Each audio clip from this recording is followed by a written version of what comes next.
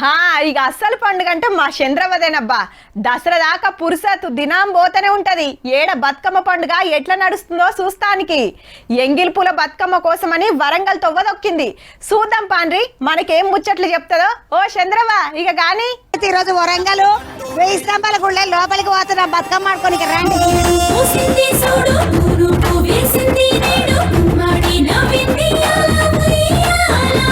MP కావ్యమ్మ కనబడ్డది.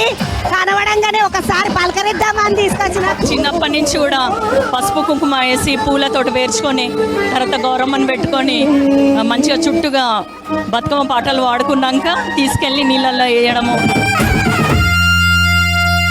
చేతి సంచుల నిండా పూలు గోసుకొచ్చి సేను కాడికెళ్ళి తాతయ్య సాయబాను కింద బతుకమ్మ పెచ్చే రాగి పల్లెంలోన చెల్లెమ్మ పల్లె గింజలు ఎంచి చక్కెర పోసి దంచింది రోడ్లు అక్కయ్య మస్తు పావు రంగ సత్తి పిండి చేసే వనికెట్టి చేతులతో నానమ్మ. డ్యూటీ కదా అండి, డ్యూటీ తప్పక చెయ్యాలి. ఎందుకంటే ఎంతమంది ఆడవాళ్ళ కోసం మేము చెయ్యాలి. యాక్చువల్లీ నాకు కొత్త మాకు సైడ్ లేదు. ఈ మా అత్తగారి ఇల్లు. ఎట్లా అనిపిస్తుంది బతుకమ్మ ఆడుతుంటే? అంటే ఎక్సైట్మెంట్ ఉంది, కొత్తగా తెలుసుకుంటున్నా అన్ని. ఈ రోజు అటుకులు బెల్లము పప్పు ఎక్కిస్తాం నైవేద్యంగా. పప్పు పుట్నాలు గానీ అన్ని ఏదైనా తీసుకొని రావచ్చు. ఈ రోజు బతుకమ్మ గురించి ఏమైనా తెలుసా నీకు? హైదరాబాద్ నుంచి ఎప్పుడు రాలేదు ఇక్కడికి, ఇదే మొదటిసారి వచ్చాం. చాలా బాగా జరుపుతున్నారు ఇక్కడ. చెట్టి బొడ్డెమ్మ ఉయ్యాల నీకు బంగారు ఉయ్యాల.